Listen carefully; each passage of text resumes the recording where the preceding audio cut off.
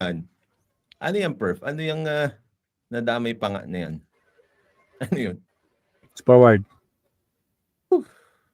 May naririnig niyo ba yung tugtog? Wala, attorney. Buti na lang. Wala.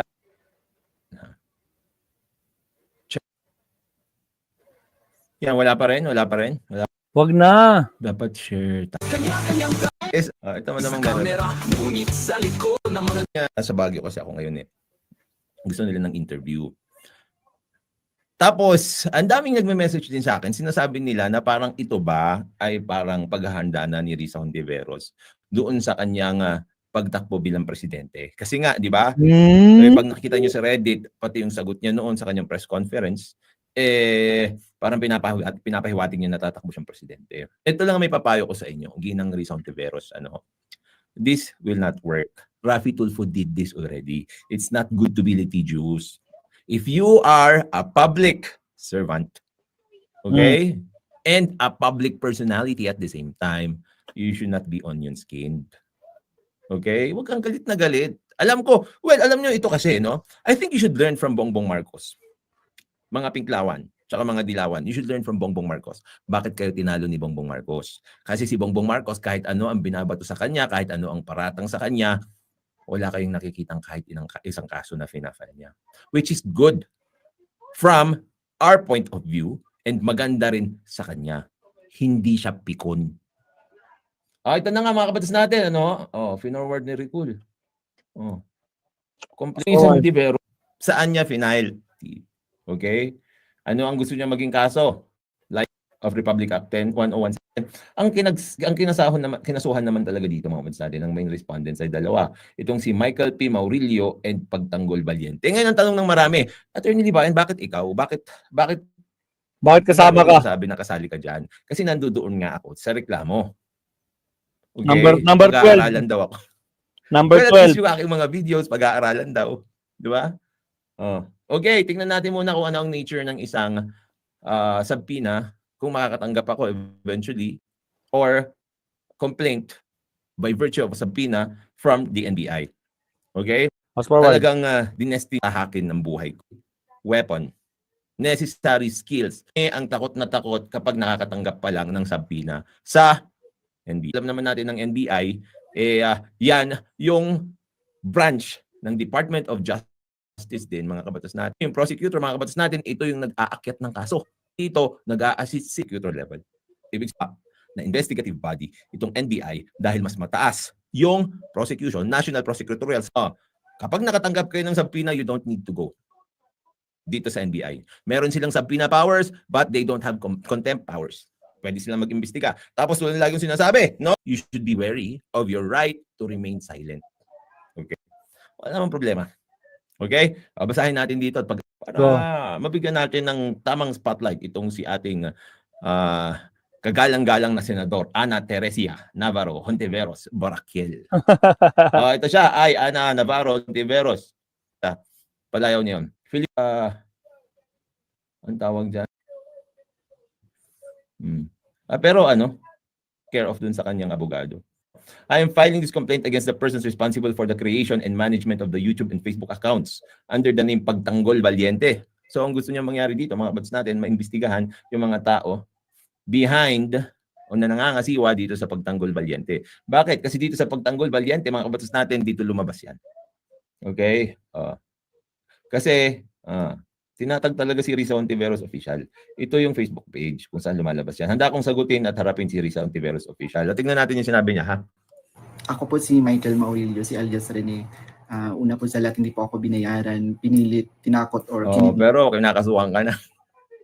Kung katotohanan yung mga claims ni Senador Risa sa kanyang press may claim ka ba, Senator Risa, na gano'n? Binayaran mo daw siya. Binayaran daw siya ng kingdom. Tinakot daw siya ng kingdom para siya magsalita ng gano'n. Ng ganito. At nung gano'n, nung last time. Wala pa ako sa pader ng kingdom. Wala siya sa pader ng kingdom kasi nasa bunker siya ng kingdom. Joke lang! Joke lang! On my heartbeat dyan.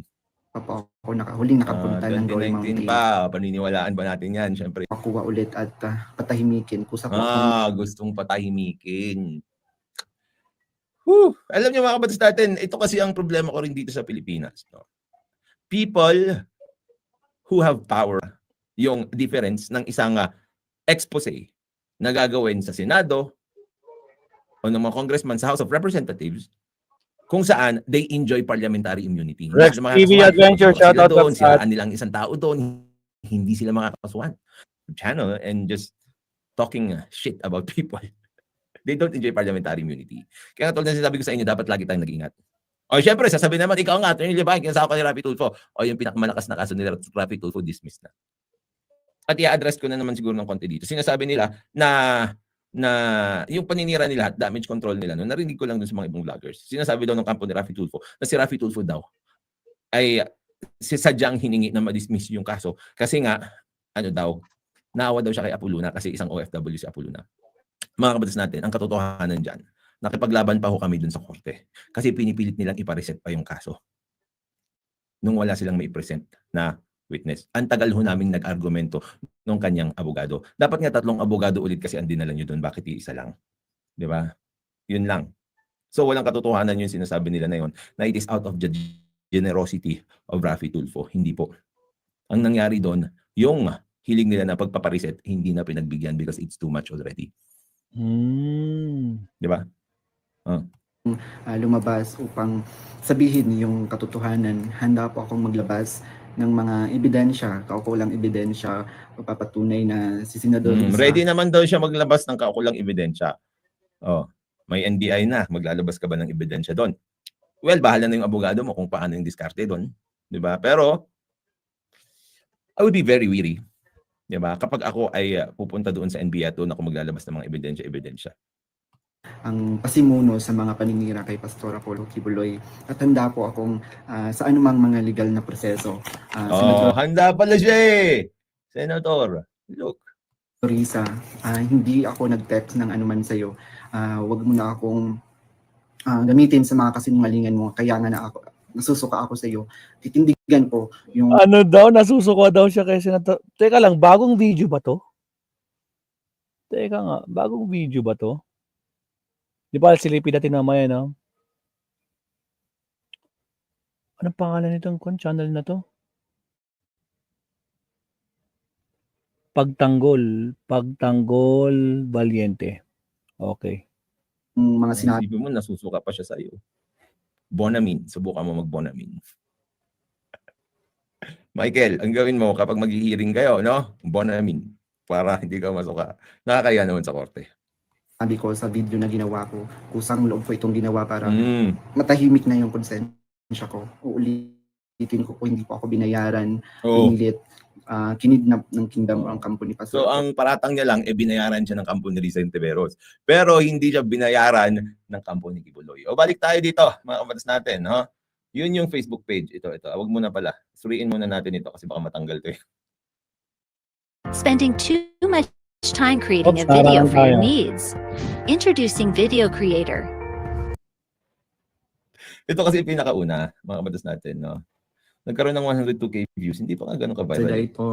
Extraordinary din vision si Pastor Sayu. Sobrang runong niya. Pag titignan yung mga kabatas natin dito sa kanyang video, binatikos ko rin ito eh. Sobrang runong niya. So dito, ilan pa lang naman yung subscribers nitong Pagtanggol Valiente na ito? 1,000. 1.07k subscribers pa lang. Tapos meron ngang 102k views.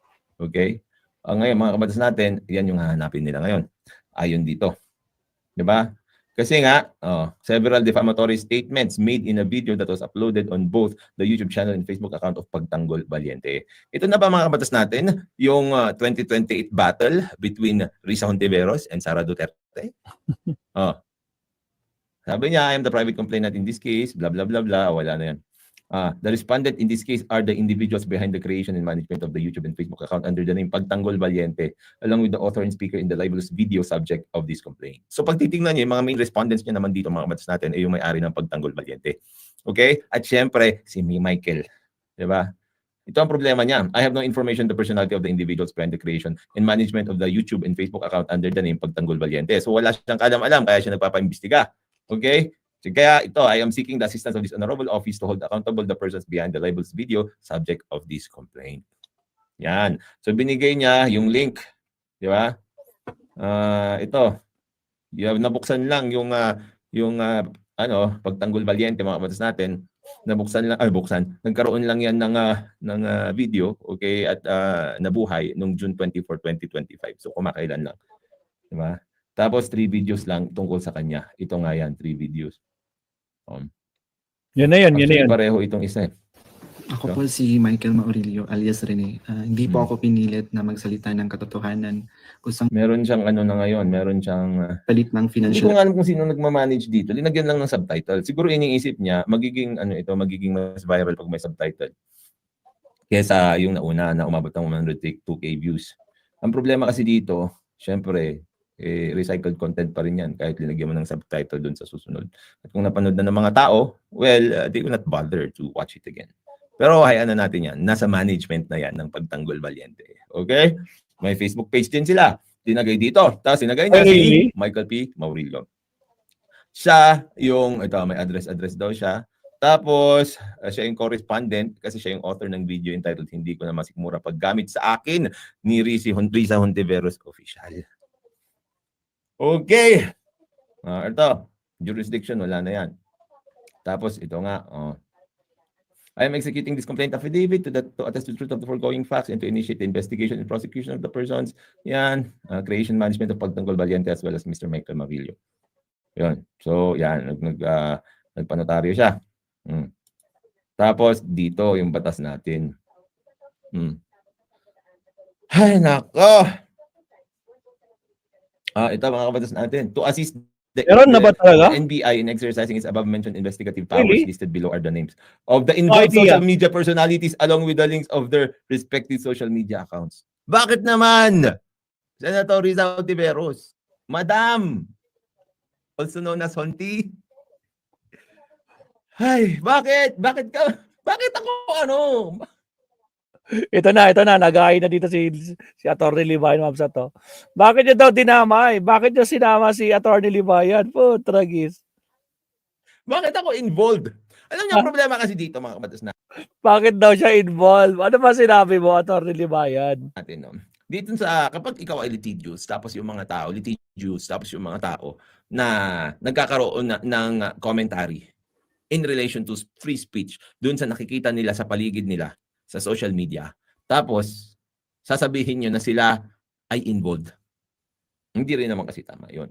Tapos pag titignan nyo, puro naman sila DDS. Ako lang yung hindi. Ay! Hindi daw siya DDS, mga kabsat.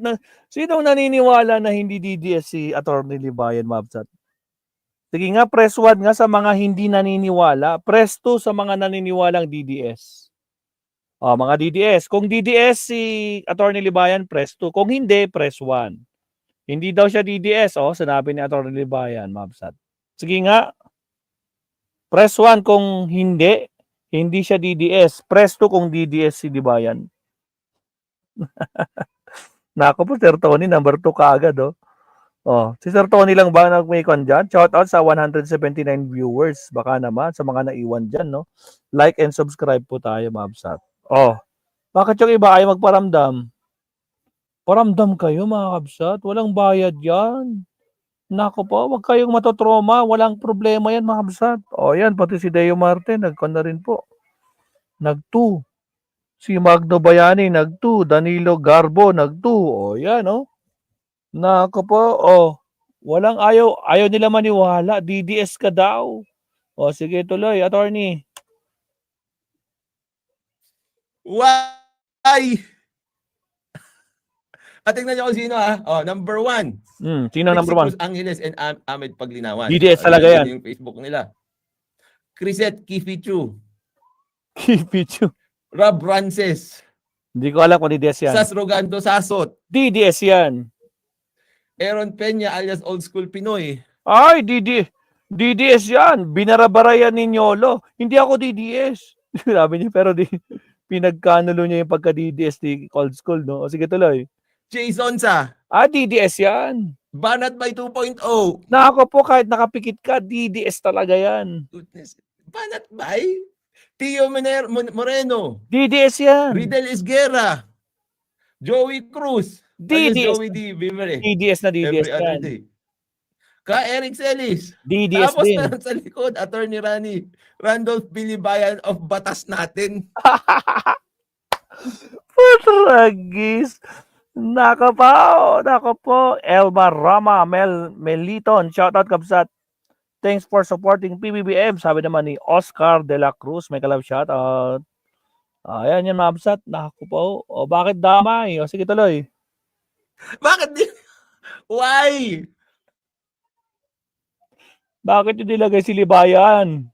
Ito ba, certificate yung hinihingi ko, hindi kaso. Certification na DDS dapat ang kailangan niya, certification na DDS, hindi yung kaso. Tragis. Sige tuloy. Tumatawa-tawa lang si attorney, oh. Sige, go. Ay! Ako.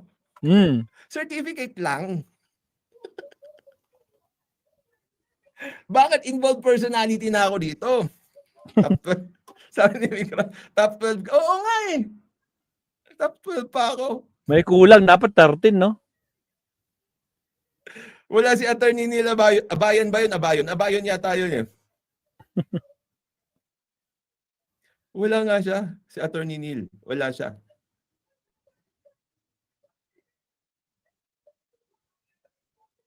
Sabi ni Joby, di ka nag-top 1 attorney. Oo nga eh.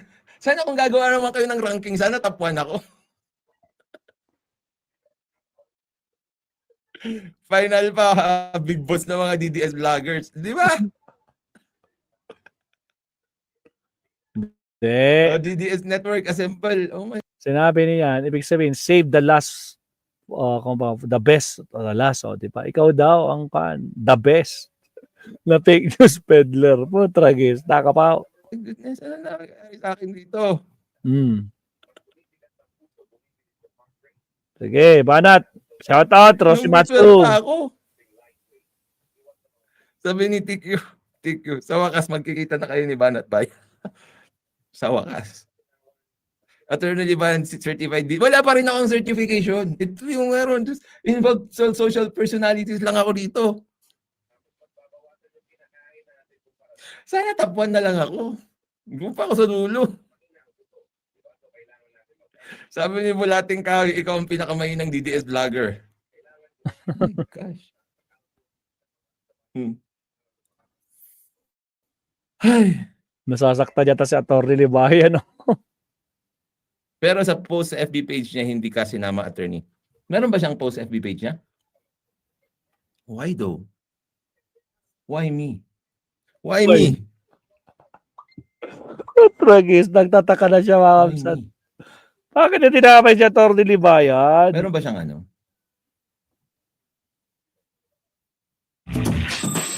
The invoice. I'll send that right now in QuickBooks. Everyone behind this will be held to account. Meron siyang mga ano. Ito meron siyang resibo. You can never harm a woman with screenshots. Talaga. Na-harm na nga siya, kaya nga siya magre-reklamo, kayo naman. Narito na ang mga resibo, fake news. Dati rin po akong worker ni Pastor Kibuloy nitong 2021 lang ako tumiwalag dahil sa pang-aabuso pananakit. Palabang hapon, hello, I'm Michael. Napanood ko po yung pag-file ng reso ni Sen. Risa Hontiveros sa Senado para imbestigahan si Pastor Kibuloy. Dati rin akong worker ni Pastor Kibuloy. Nitong 2021 lang ako tumiwalag. Hindi nga 2019 nga daw. Hindi, pero 2019. Baka 2021 siya tumiwalag. Pero sabi niya wala na daw siya ng 2019. Baka sa Glory Mountain lang siya walang 2019, no? Dahil sa pang-abuso pananakit. Ngayon lang din ako nagkaroon ng lakas ng loob magsalita dahil na rin sa takot. Baka ipapatay ako kung ako ay magsalita o magsampa ng kaso. Gusto ko po makamit ng hustisya sa ginawa sa akin. Ano po ang aking maitutulong? Oh. Yan o. Rinidak pa yung address niya. Pero ang baba ng engagement ni Senator Risa. Michael Maurilio, palabang hapon. Pareho lang naman ito. Ito may isa pa siyang email. I am Mike, also known as an ex-worker of Kibuloy's church. I was also one of those who were hurt, slapped, hit on the head, sexual abuse, and exploited by Kibuloy and his leaders. I will serve from 2015 to 2021. That's how long we will endure. In English niya pa, we did nothing because former President Duterte. Still, I felt wrong. Hope we get, my goodness. I'm willing to speak if I have given a chance to attend. Di ba? Si Kayo na lang sana yung sinama siya. Para naman may participation sa mga kaso-kaso. Si Kayo hindi laging lusot eh. Sinama niyo na sana, no? Laging lusot si Kayo eh. Okay, si Mang Rene. Original draft affidavit of Michael. Minsan din po nagbi-visit doon si former President Duterte at si VP Sara Duterte noon sa Glory Mountain. Every time po aalis sila sakay ng chopper, dala-dala na po yung mga malalaking bag ng mga baril ang laman. Wow. Ay. Sabi ni Jing Saponyam, 5 years ako worker po, attorney sa ngayon, OFW, na ako sa Saudi Arabia. Wala po ako trauma o bad experience kay OJC. Wait ka lang. Ano gusto mo? Gusto mo rin trauma? So, thank you Manong JY ha. Napaka-concern nyo naman sa akin. Kahit wala ka sa top 10, number 1 ka sa amin. Thank you, thank you. Jing. Wala eh. Hindi. So, ebidensya rin. Hello po, gumawa. Hindi ko kasi mapigilan umiyak. Nagsisinungaling siya. Yun ang sinabi niya, di ba? I want to buy a new laptop and things so I can find a job. Even if it's just work from home. While I'm still recovering, but if there's none, no issue naman. Because I feel like I need to face the reality. I need to overcome. Wow. Hindi naman financial assistance nga naman. Dapat hindi mo sinabing financial assistance. Dapat laptop assistance. Ikaw naman, Michael. Kasi diba, hi, Michael. Unfortunately, our office has a strict policy of not providing financial assistance. Dapat, Michael, ang sinabi mo, do you provide laptop assistance? Diba? To potential witnesses, being that for testimonies because we only want to access that help trafficking.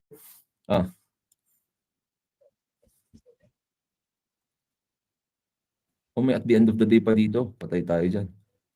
Sabi niya, yung about sa recant, mag-recant daw ako para mapaya si Senrisa, especially daw yung mga nakita ko sa mga Duterte, bibigyan daw ako ng malaking pera, tatago daw ako at bibigyan. So pag magre-recant ka, sasabihin mo dun sa tao na ida-damage mo? Di ba? Nagkausap kami ng friend ko na Senrisa, especially daw yung mga nado. Iiwan. Intindihan ko daw ako magsampa ng kaso sa SMNM for Labor something. Tapos sabi, patawarin ko na lang daw sila. Binabaan ko siya ng phone. Fast forward. Kabila, ituloy natin yung yung pagkagalit ni Senator Risa Hontiveros.